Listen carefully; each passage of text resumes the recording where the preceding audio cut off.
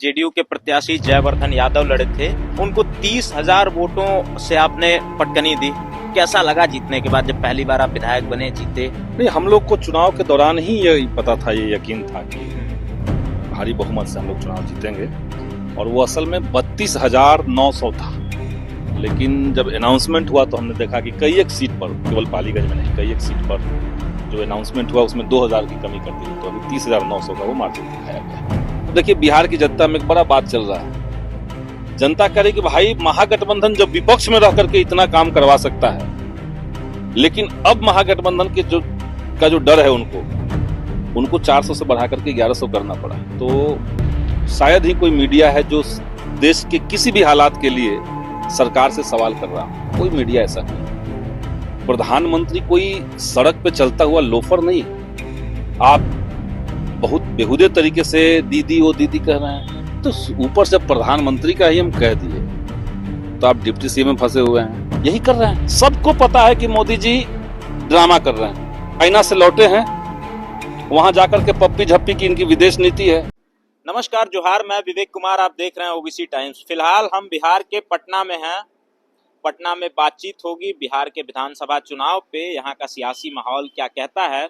फिलहाल हमारे साथ हैं जेएनयू के छात्र नेता और वर्तमान में पटना के पालीगंज से विधायक संदीप सौरभ जी।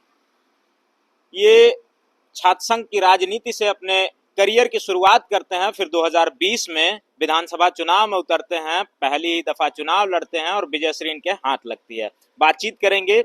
स्वागत है सर आपका। बहुत बहुत शुक्रिया। जेएनयू में छात्र संघ का चुनाव आपने लड़ा, काउंसलर रहे आप, जनरल सेक्रेटरी रहे, उसके बाद फिर आपने प्रोफेसर भी रहे आप। और मैं जेएनयू छात्र संघ के बाद आइसा का राष्ट्रीय महासचिव के बतौर काम किया। मैं कभी प्रोफेसर की नौकरी मैंने नहीं की है जी। लेकिन बायोग्राफी में आपकी 2017 में मेरी नौकरी हुई थी जी, मगध यूनिवर्सिटी में जी, असिस्टेंट प्रोफेसर की, लेकिन उस समय मैंने ज्वाइन नहीं की, तो मैंने छोड़ दी थी वो नौकरी, ज्वाइन नहीं की थी।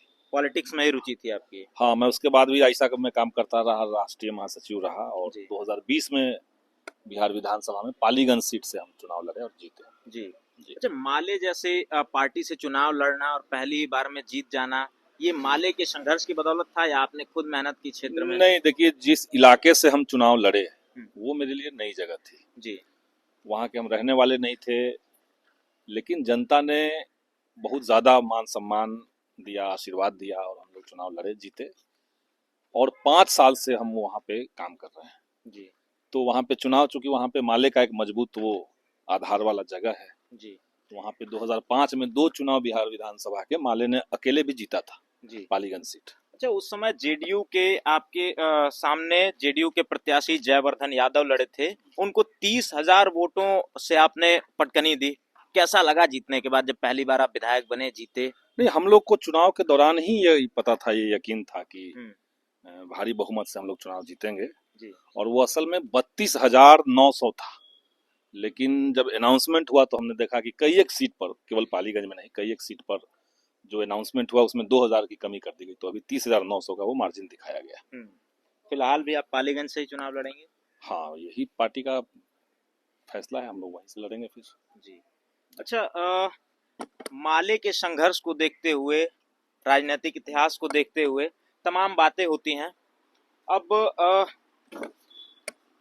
बातचीत होगी, कितनी सीटों पे माले चुनाव लड़ेगी। माले को क्योंकि संघर्ष की अपेक्षा यदि देखा जाए तो कम सीटें दी जाती है, तो क्या महागठबंधन न्याय करता है माले के साथ सीट शेयरिंग? देखिए, माले में सीट को लेकर के बात करने के लिए पहले से ही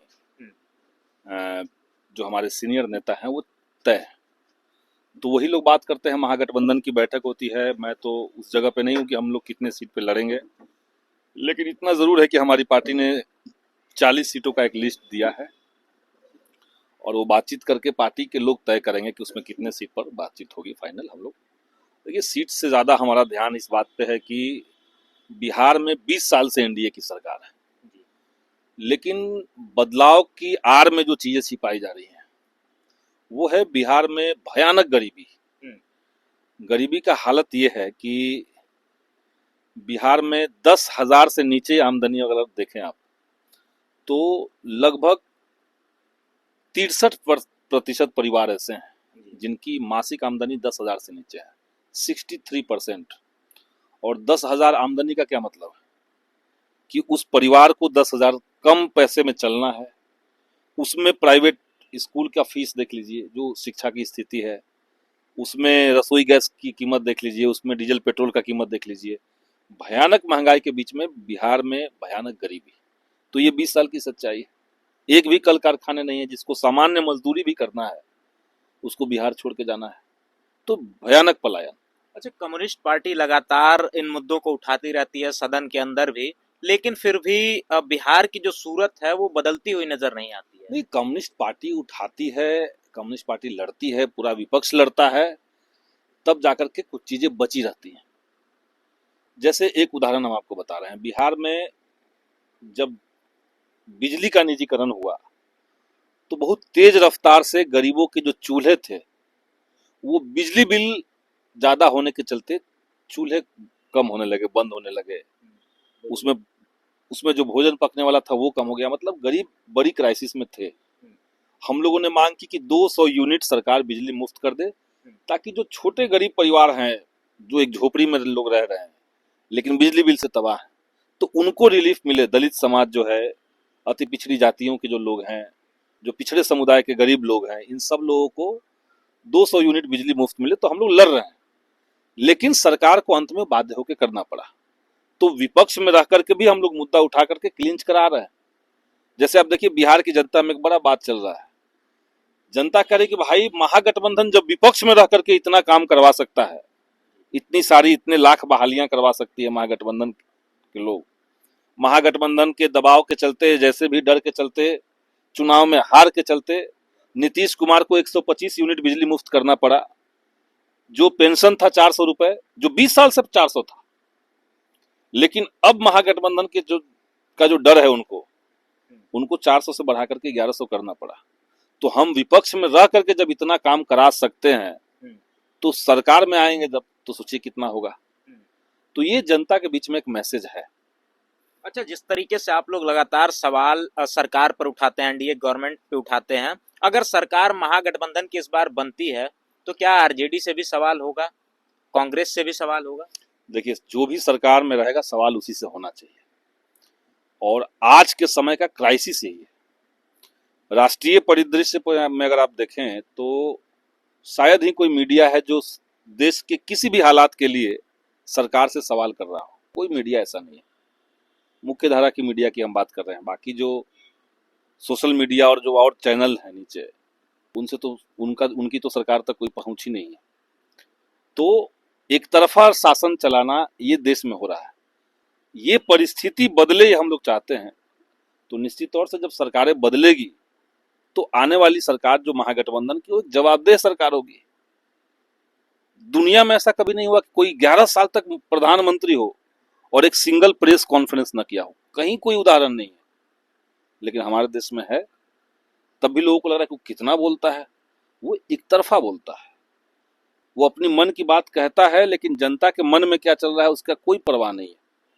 कोई सवाल क्या है, अभी देश में अर्थव्यवस्था कहाँ जा रहा है, इसी जीएसटी का भी गुणगान ये सरकार कर रही थी। अभी जीएसटी में स्लैब को लाया गया नीचे, तो उस समय भी मास्टर स्ट्रोक था, आज भी मास्टर स्ट्रोक है। ये 8 साल में जो देश को लूटा जीएसटी में इतना ज्यादा पैसा लेकर के, उसके चलते देश की गरीब जनता कितनी ज्यादा और गरीब हुई, इसका कोई जवाबदेही नहीं है। अच्छा, जनता का एक सवाल है, जनता लगातार ये सवाल कर रही है कि जब देश की प्रधानमंत्री के मां का अपमान हुआ तो केवल बिहार बंद किया गया, और ये भी जनता कह रही है कि जब जब चुनाव होता है तो प्रधानमंत्री अपनी मां को आगे करके लोगों को भावुक करके वोट लेने की कोशिश करते हैं। अब देखिए, उस दिन जो हुआ सब दुर्भाग्यपूर्ण ही हुआ।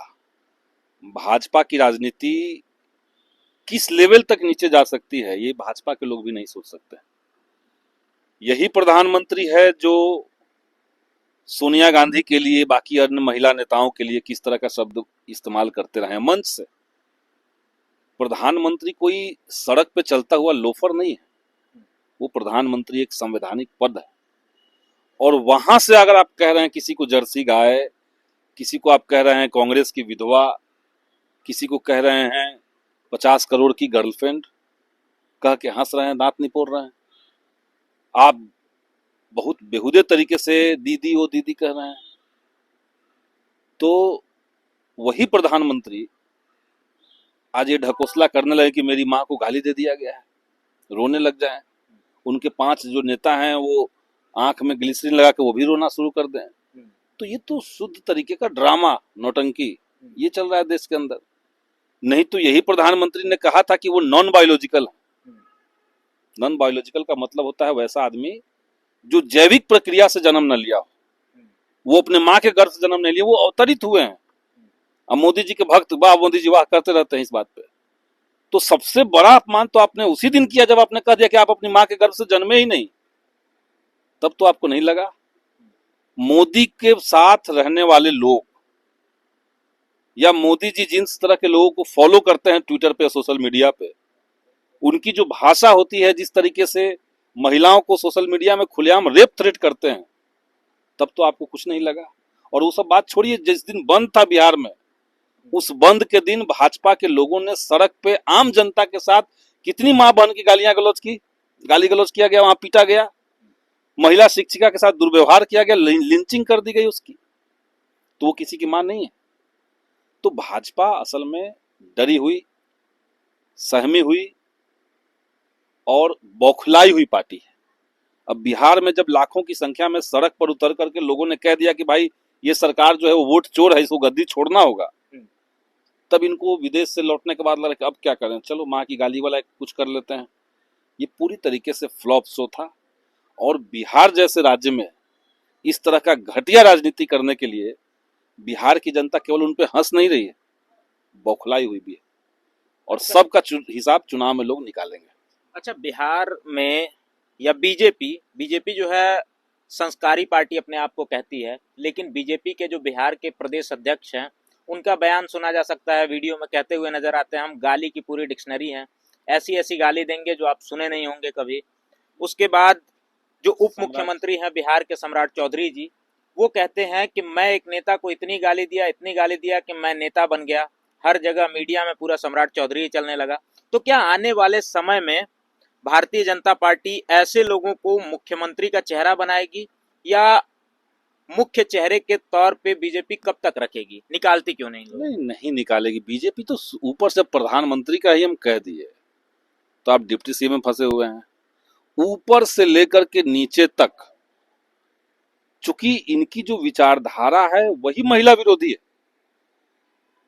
भाजपा और आरएसएस जो मनुस्मृति मानते हैं, उस मनुस्मृति में महिलाओं को लेकर के कोई मान सम्मान नहीं है, दलित समुदाय को लेकर कोई मान सम्मान नहीं है, पिछड़े तबकों के लेकर कुछ नहीं है। महिलाओं को लेकर के इनका मानना है कि महिलाओं को उतना ही पढ़ाना चाहिए कि भाई वो घर में कितने सदस्य हैं और हर सदस्य कितनी रोटियां खाता है और उस हिसाब से इतना रोटी बना लो। 5 सदस्य है तो 5 को 20 रोटी बना लो, महिला को इससे ज्यादा नहीं पढ़ना चाहिए, यही मनुस्मृति कहता है। तो मजबूरी है कि आज भाजपा ये बात खुल के कह नहीं रही है। नहीं तो आरएसएस और बीजेपी महिला विरोधी हैं हमेशा से। तो इनकी पार्टी में प्रधानमंत्री ऐसा नहीं बोलेंगे, ऐसा तो है नहीं। उसी तरह के लोग हैं ये लोग, ये कहीं मक्कारी नहीं करेंगे ऐसा तो नहीं है। अब देखिए, यही बीजेपी आरएसएस जो था, जब इनका जो दल था हिंदू महासभा और आरएसएस, 1942 का जब भारत छोड़ो आंदोलन चल रहा था, तब ये बंगाल के वायसराय को चिट्ठी लिख के कह रहे थे कि आप ऐसा कीजिए कि भारत छोड़ो आंदोलन किसी भी कीमत में बंगाल प्रेसिडेंसी में नहीं जमना चाहिए, वहां पनपने मत दीजिए, और आप कहिए तो हम आपकी मदद के लिए खड़े हैं। ये जो पार्टी कह रही हो और आज वही पार्टी कहे कि हम सबसे बड़ा राष्ट्रवादी हैं, तो आप समझिए कि वो मक्कारों का एक जखीरा है। इनके साथ इससे ज्यादा कोई उम्मीद किसी को नहीं है। जिस तरीके से गर्भवती महिला जो हॉस्पिटल जा रही थी बिहार बंद के दौरान, हमने देखा कितनी बेहूदगी से उस महिला को कहा गया कि तुम भाई सही टाइम पे तुम्हारा पेन क्यों नहीं हुआ, स्ट्राइक के दिन नहीं होना चाहिए था। वहां मीडिया है, तब भी नहीं जाने दिया गया उसको। उसके परिवार के लोग वहां रो रहे हैं, बिलख रहे हैं। महागठबंधन का 9 जुलाई को हम लोगों ने बिहार बंद किया, चक्का जाम था, और लाखों की संख्या में पटना में सड़क पे लोग उतरे थे। इनकी तरह 10-5 लोग तो नहीं थे। एक भी कहीं कंप्लेन आपको मिल जाए कि महागठबंधन के लोगों ने किसी एम्बुलेंस को रोक दिया, किसी गर्भवती महिला को रोक दिया, किसी महिला टीचर के साथ मिसबिहेव कर दिया, किसी मजदूर जो साइकिल से आया था उसकी साइकिल तोड़ दी, एक भी घटना आपको नहीं मिलेगा। तो ये तो राजनीति के अंदर, उनकी विचारधारा के अंदर आम जनता के प्रति आपकी संवेदनशीलता कितनी है, यही दिखता है। तो ये भाजपा उस तरह के ऑर्गेनाइज उत्पातियों का एक गिरोह, संगठित उत्पाती हैं, ये यही कर रहे हैं। सबको पता है कि मोदी जी ड्रामा कर रहे हैं। उनको लग रहा है कि चाइना से लौटे हैं, वहां जाकर के पप्पी झप्पी की इनकी विदेश नीति है। कोई गंभीरता तो है नहीं। अगर गंभीरता कुछ होता तो आज देश की जो विदेश नीति है इतनी बुरी तरीके से नहीं पीटी होती। आज आपके साथ दुनिया का कोई देश खड़ा होने के लिए तैयार नहीं है। कोई देश खड़ा होने के लिए मोदी के साथ तैयार नहीं है, क्योंकि आप केवल एक ही काम करते थे, महंगी महंगी ड्रेस सिलवा करके विदेश जाते थे, वहां दांत निपोड़ते हुए फोटो लेते थे, गलबहियां करते थे, और नीचे नीचे अडानी के साथ आप डील कर लेते थे, और उसी को भारत में चला दिया जाता था कि भाई मोदी जी का डंका बज रहा है विदेश में। अमेरिका ने तो दिखा दिया आपको। आपने हिंदुस्तान के अंदर वेलकम ट्रम्प का कार्यक्रम किया, हाउडी मोदी किया जाकर के अमेरिका में, और कोई देश का प्रधानमंत्री किसी दूसरे देश में जाकर के कह सकता है कि अब की बार ट्रम्प सरकार आपने किया, और बदले में क्या मिला आपको? भारत के लोगों को जंजीर में बांध करके इंडिया भेज दिया गया। तो विदेश नीति आपकी कहीं बची ही नहीं है। ये सिर्फ विपक्ष का ही एक, मैं देख रहा था डिबेट में, ये पप्पी झप्पी की विदेश नीति, और कुछ बच जाए तो कैमरा समझ लीजिए। तो social media, camera management, media, अच्छे अच्छे फोटो आ जाना चाहिए, कुछ रील्स बच जाने चाहिए, इसके अलावा कुछ नहीं मिला। सब जगह से जब लौट करके आए मोदी जी, 5-6 दिन पहले की घटना थी जो दरभंगा वाली गाली की घटना है, उसके बाद मोदी जी विदेश में जाकर के कई सारा राउंड मार लिए, दांत दिखा करके फोटो ले लिए, वीडियो ले लिए, और वहां से लौट के कह रहे हैं कि हमारी माँ को गाली दिया गया। आपको 6 दिन बाद याद आया, क्योंकि आप जब लौटे तो आपने देखा कि बिहार में बच्चा बच्चा कह रहा है कि वोट चोर गद्दी छोड़। आपको लगा आप क्या करें उस मामले को दबाने के लिए। हाँ, और अपनी माँ का इतना राजनीतिक इस्तेमाल, इतना शर्मनाक तरीके से राजनीतिक इस्तेमाल कौन नेता करता है भाई? यही नरेंद्र मोदी हैं। जब इन्होंने लॉकडाउन लगाया, लॉकडाउन करें, नोटबंदी किया, तो दुनिया को आज नोटबंदी फ्लॉप साबित हुआ, सब जानते हैं। उसका कोई भी प्रॉमिस पूरा नहीं हुआ। लेकिन उस समय मोदी जी ने नोटबंदी को सही दिखाने के लिए अपनी माँ को लाइन में खड़ा कर दिया।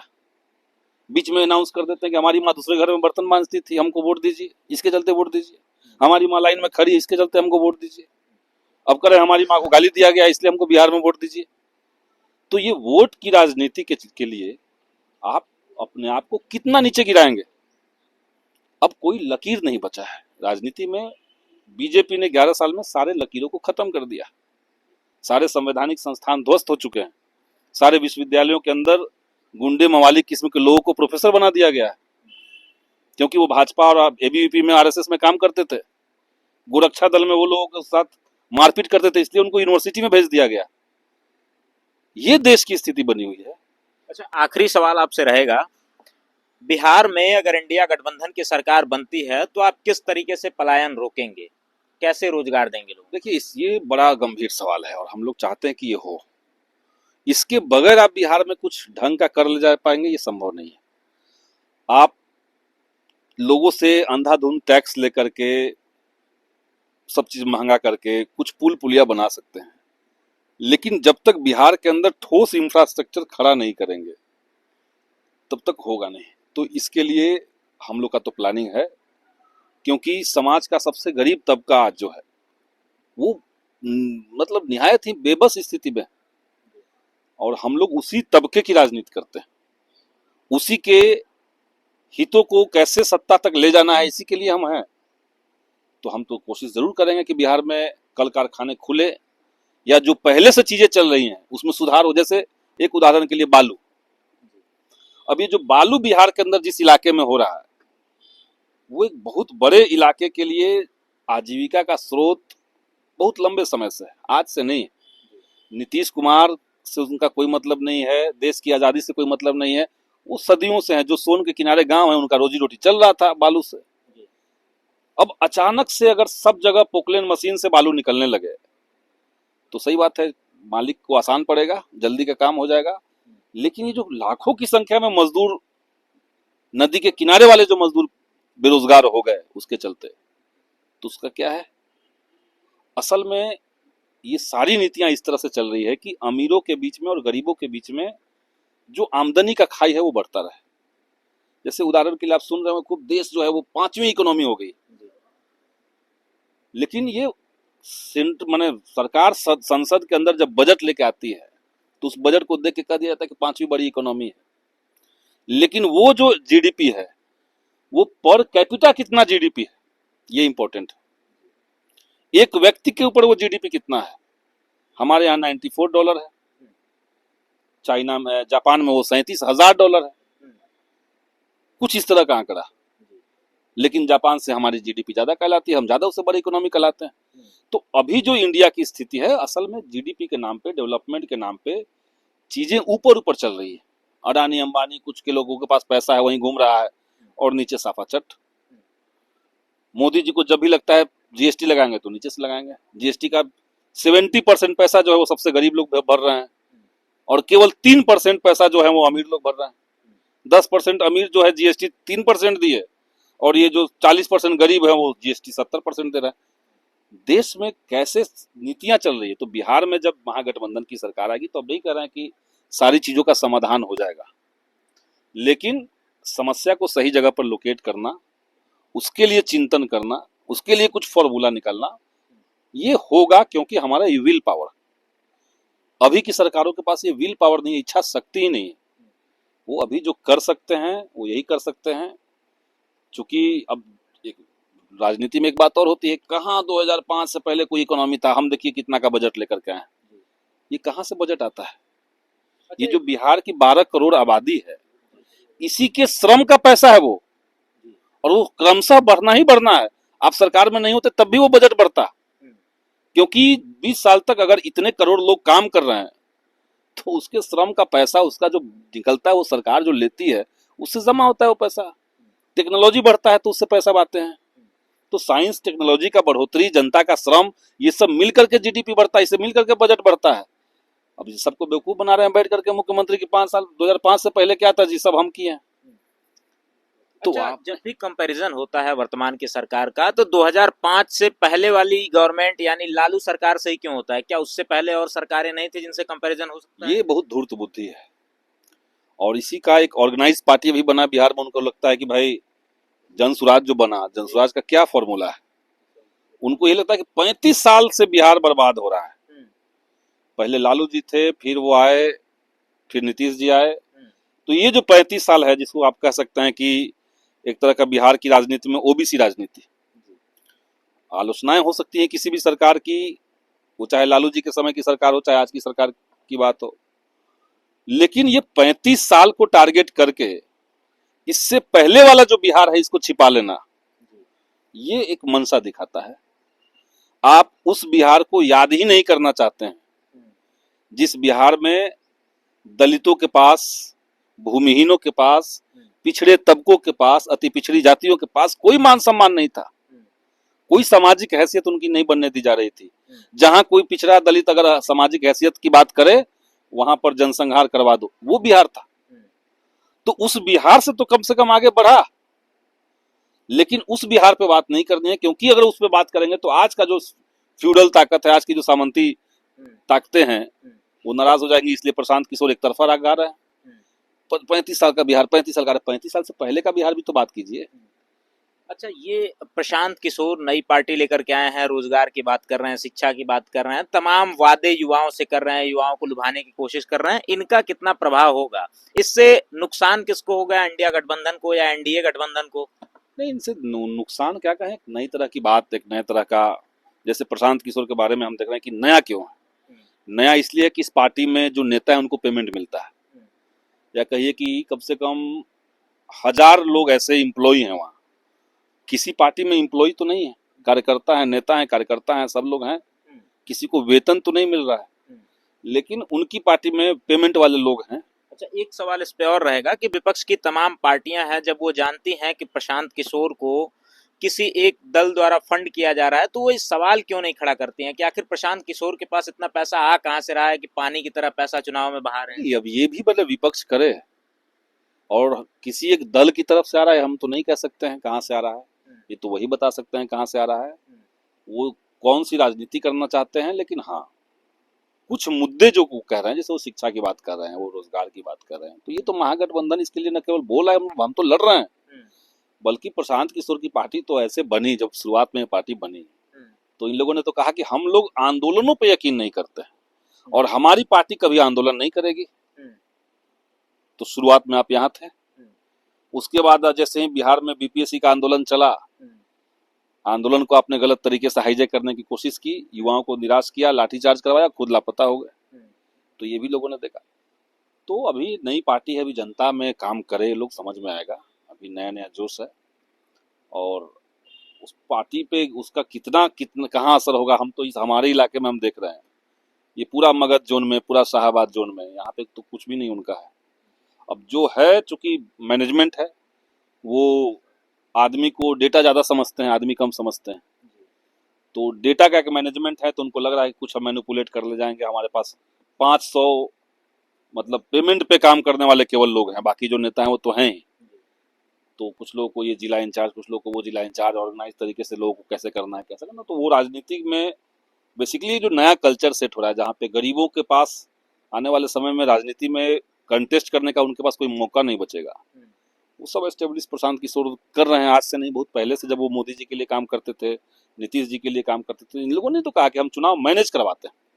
तो जनता से मतलब नहीं सरकार का रहेगा, मैनेजमेंट से मतलब रहेगा, हम कैसे मैनेज कर ले रहे हैं। यानी बिहार में वही पुराना 90 के पहले वाला दौर आ जाएगा? नहीं, 90 के पहले दौर लाने का किसी का हिम्मत बिहार में नहीं है। अभी बिहार में माले है, बिहार में अभी महागठबंधन पूरे अपने तेवर के साथ है और नया बिहार हम लोग को बनाना है। हम लोग बिहार को, इस चुनाव में बिहार की सरकार बदलेंगे और जनता इसके लिए तैयार है। चाहे जितनी चोरी डकैती आप कर लीजिए वोट की, लोग तैयार हैं। सब लोग 20 साल से आजीज आ चुके लोग हैं, हमको नया चाहिए। ठीक है, ये हमारे साथ माले के विधायक संदीप सौरभ जी थे, जिनसे बातचीत हुई तमाम उन विषयों पे, बिहार के वर्तमान राजनीतिक मुद्दों पे, बिहार की सियासत में चल क्या रहा है, किस तरीके की राजनीति हो रही है। बिहार में वोट को साधने की कोशिश लगातार सभी पार्टियां कर रही हैं। देश की प्रधानमंत्री भी कमान संभाल कर बिहार चुनाव में उतर चुके हैं, लगातार वीडियो बना करके लोगों को भावुक करके वोट निकालने की कोशिश कर रहे हैं। प्रशांत किशोर कितना प्रभाव डालेंगे बिहार की सियासत पर, इस पर भी बातचीत हुई, आप लोगों ने सुना। फिलहाल आपकी क्या राय है वो कमेंट्स के माध्यम से दीजिएगा। हम जल्दी मिलेंगे अगली वीडियो में, तब तक के लिए नमस्कार, जोहार।